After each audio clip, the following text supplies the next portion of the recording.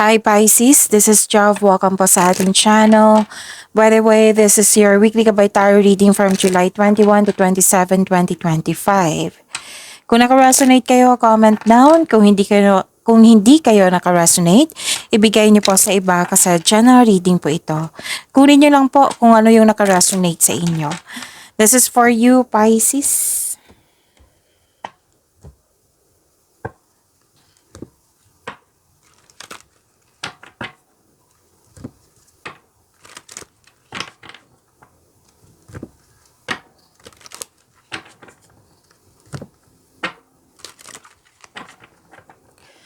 Para po ito sa iyo, Pisces, for your weekly Gabay Tarot reading, July 21 to 27, 2025.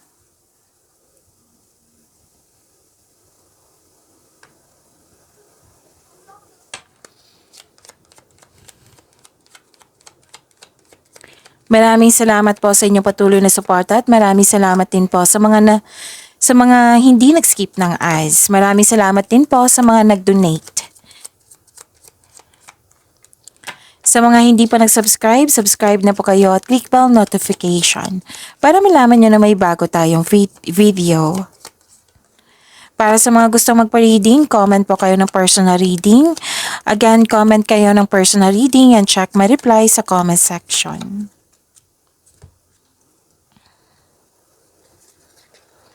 Oh, Pisces, prosperity is yours. May nag-uusap dito na grupo ng tao regarding sa property or domestic matters. Ang ilan sa inyo na home base yung trabaho po? Oo. And nag-staycation kayo sa inyong bahay kasi you felt relaxed, calm, and security pag nasa bahay kayo. And pero din balak pa. Oo, balak pang magpahinga sa bahay. And may dumating na opportunities na bibigyan mo ito ng best decision or best choice. At may nag-uusap dito na magkakapatid, may exciting na ganap, oo. Tapos sabi ng card dito, huwag maniwala agad sa chismis. Alamin nyo muna kung totoo ba ito or hindi.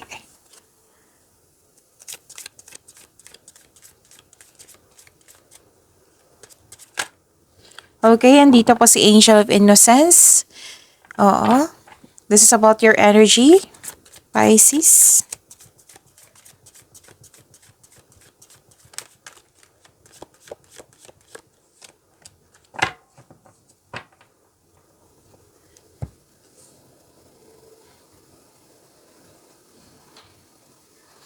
Kung may napansin kayo na repeating message, meaning to say, pinupush ng course niyo yan.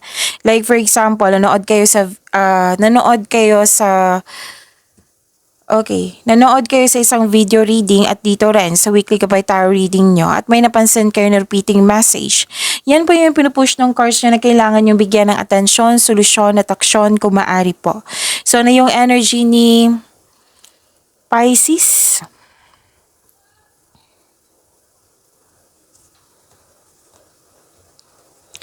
This is new beginning, freedom, anticipation, curiosity, my new journey, care is needed. Okay, so this is a leap of faith. Hindi ka takot sa obstacles. Oo, you know you are on the right path. Malaki ang tiwala mo kasi marunong ka magkinig sa iyong intuition at dala-dala mo yung experience mo. Okay, and sabi dito, you should take a risk and try something new. Try to step out sa comfort zone mo kasi magkakaroon ito ng potential na mag-level up ka. So, magkakaroon ng growth and expansion ito. At kung may tampuhan po kayo sa isang tao, ang sabi ng card dito, leave the past behind. It's never too late to begin again. Mag-usap at magpatawad. You're divinely guided, Pisces. Huwag kang matakot. Instead, i-acknowledge mo ang mga lessons na na-encounter mo. And this will lead you to new opportunities. So, magkakaroon pa siya ng personal evolution and spiritual evolution.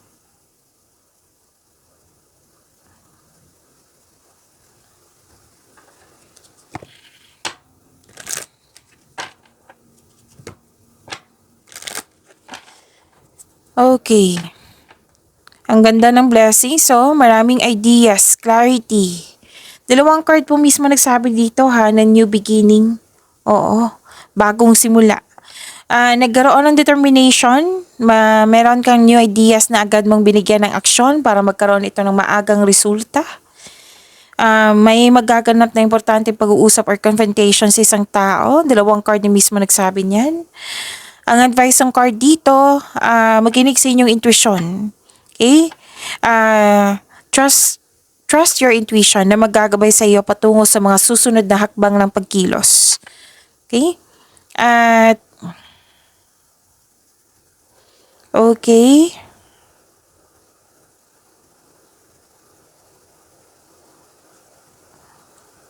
Napapansin ng mga tao or napansin ng mga tao at napansin mo rin na may improvement sa iyong communication skills. Tapos sa mga single dito, huwag kayong mag-alinlangan na mag-invest sa bagong pag-ibig, sabi ng card. At ayun, sa pag-level up to eh. Oo, action to eh, action. Tapos magkakaroon siya ng tagumpay. Kasi ang sabi dito, victory. Mahigit pa to sa success. Oo. Sign din ito. This is a go signal also na mag-start ka ng business or mag-level up sa trabaho. Oo.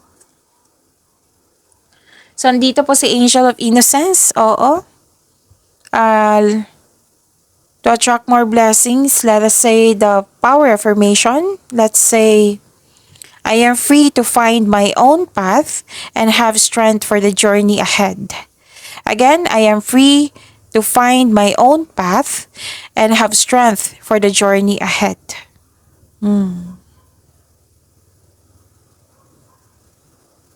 So, kung sa Tagalog pa, malaya akong makahanap ng sarili kong landas at magkaroon ng lakas para sa susunod na paglalakbay.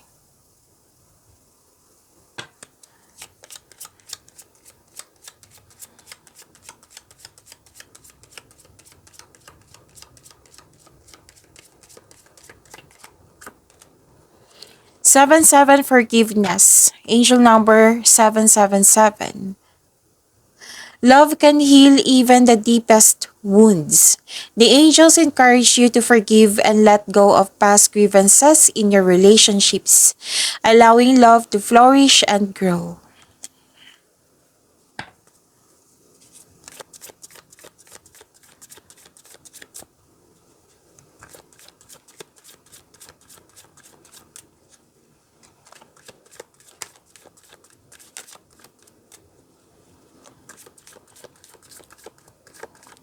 Career and money ni Pisces in July 21 to 27, 2025.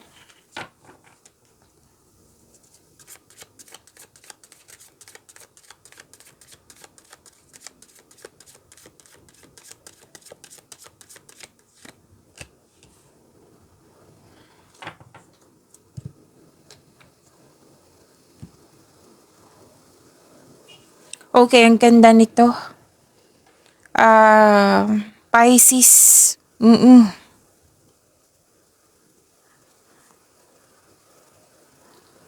Sa career and money nyo po, success and enjoyment. Oo. Financial security is yours. So, relax and enjoy mo yung achievement mo. Take a break. Para pagbalik mo, recharge ka na. Work and wait. You'll still be abundant after a well-deserved vacation. Oo. A time of enjoyment and you're feeling safe. Naging wise ka din sa pag-handle ng iyong finances. Hindi ka rin madamot. Masaya ka makatulong sa kapwa mo, Pisces. May plano ka magbakasyon.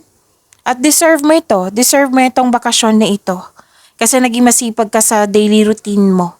May promotion ako nakikita dito. Pwedeng literal na promotion na yung pagtaas ng posisyon. Pwedeng pagtaas ng sweldo or kita. Maraming orders, maraming project.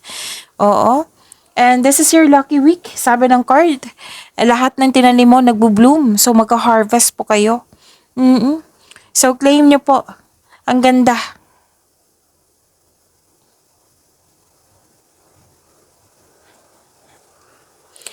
So, happiness and fulfillment kasi may success nga, completion of cycle, granted ng manifestation mo, fulfillment sa pangarap, may kasiyahan at kagalakan sa mga bagay ukol sa pamilya at kaibigan.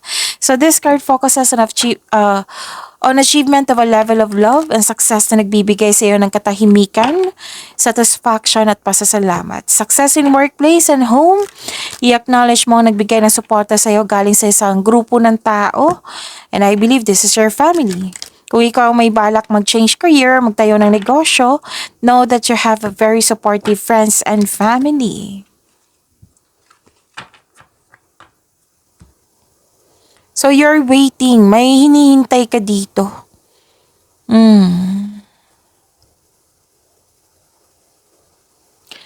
Okay,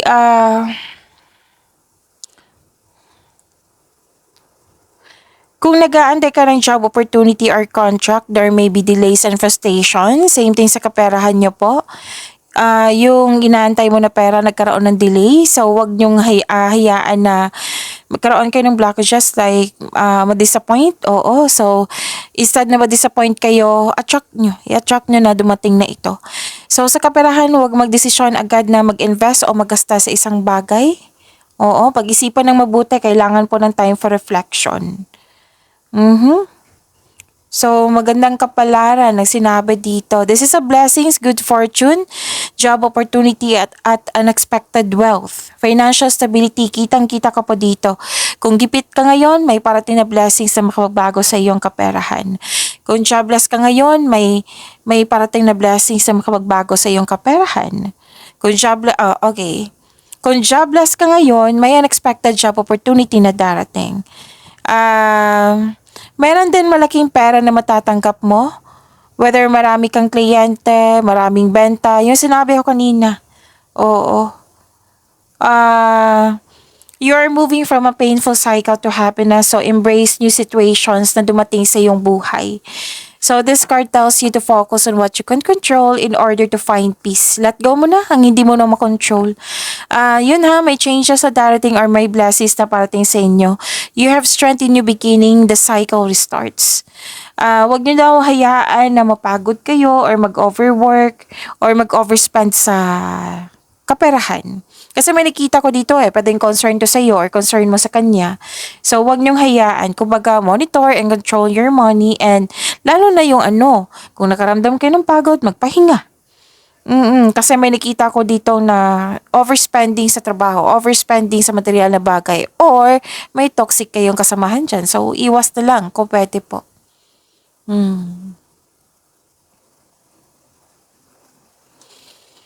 At marami kang naiisip na bagong ideas para sa ikakabuti na yung negosyo, trabaho, kaperahan. Kasi inalagaan mo yung career and money mo. Oo. And isang bagong chance para sa paglago na yung buhay karera. Kaya kumilos ka na, bigyan ng action at huwag kayong mag-alala kasi divinely guided ka. May ambisyon o ideyang gustong gawin?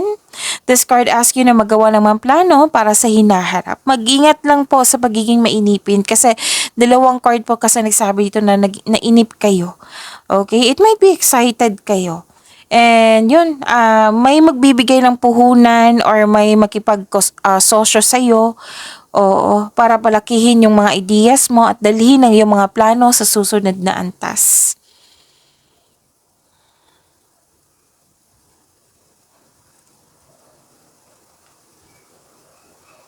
Gumagawa ka ng rules dito.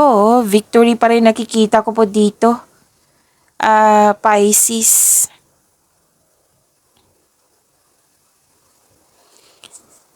Recognition, kitang-kita ko rin dito. You're feeling powerful and enjoying being recognized in your workplace. Malakas ang iyong intuition, no? Listen to your intuition to grow your career, business, and take action toward increased prosperity. You are creative and enthusiasm are important part of your success. Sabi ng card, magaling kayo na leader. Oo. May gagawin kayong desisyon. Guarded kayo. So, take time, magkaroon ng matibay na plano, ha? Tapos, ang ilan sa inyo dito natatakot na or iniiwasan na magkaroon ng failure kaya natagalan sa paggawa ng desisyon or nagkaroon ng hesitation to take in action. So, iyan po yung mag-cause ng delay. So, ang advice ng card dito, don't hesitate too long, listen to your intuition, and choose options that make sense at a gut level. Okay? Magbalanse po. Okay? Pero don't hesitate too long. So, nag-clarify siya dito sa inyo, Oracle cards, na gagawa kayo ng best decision or best choice.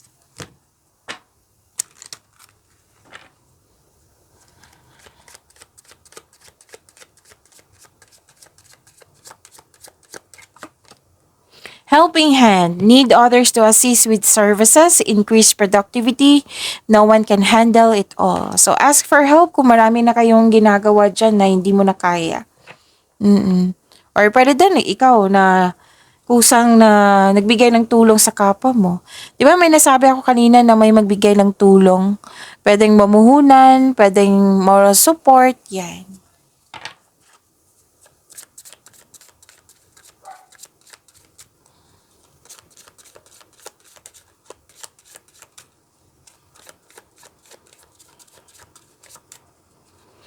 Love life, self-love, partnership, and romance ni Pisces.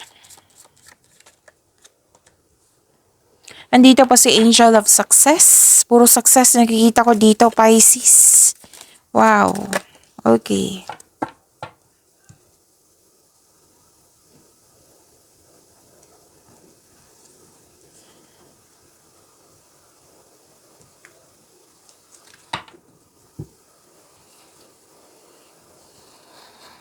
Okay. Nakikita ko dito. Pasensya na po, nag-burp ako kasi kailangan. Okay. May celebration po, monthsary, anniversary, birthday party, basta may celebration kasi may achievement, may natapos achievement. Yan yung nakikita ko. And okay, may nakita rin ako ditong tapos ng construction ng dream house mo. Ilan sa inyo? Everything you have worked for is coming together. May parating na ganding pala or positibong resulta sa inyong proyekto.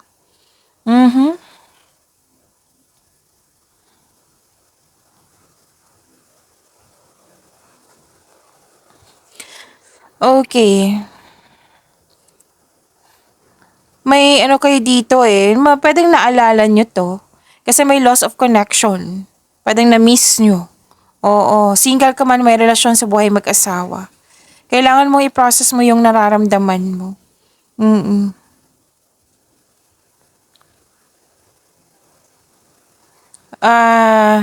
You're spending time with, spending time to sa mga tao na nagbigay ng inspiration sa iyo and motivation. May sinasabi rin dito na makakatagpo ka ng partner through friends connection.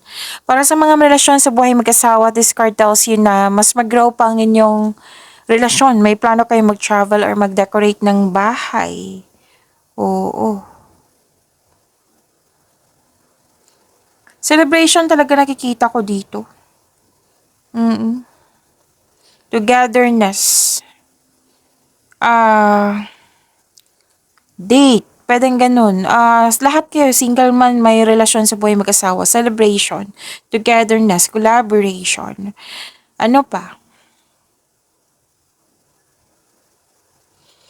Nakikita ko rin dito na nagkaroon po ng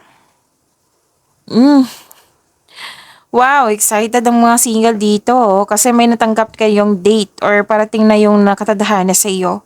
So, may event invitation talaga na ako nakikita dito. Date, party, pwedeng travel din. Oo, ang ganda. May biglaang pagbabago din. May sekreto. Oo, may sekreto which may be shocking. Malalaman mo to ha, baka mag-comment kayo na anong sekreto. Malalaman mo yan kung meron pong sekreto, okay?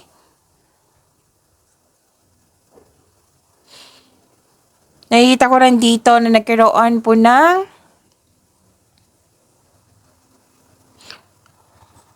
okay, ang lakas ng energy ng single parents dito. Pwedeng kausap mo siya or kayo ito.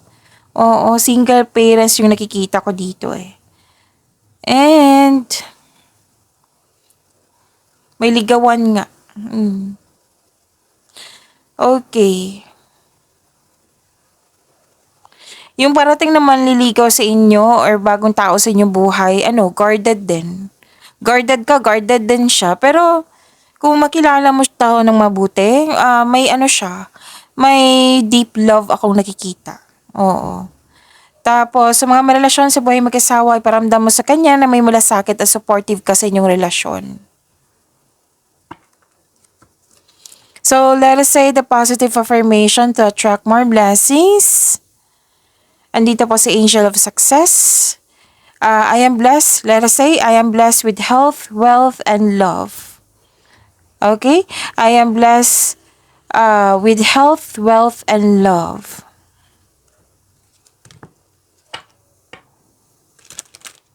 Kung sa Tagalog pa ito, biniyayaan ako ng kalusugan, kayamanan at pagmamahal. Oh, ang ganda.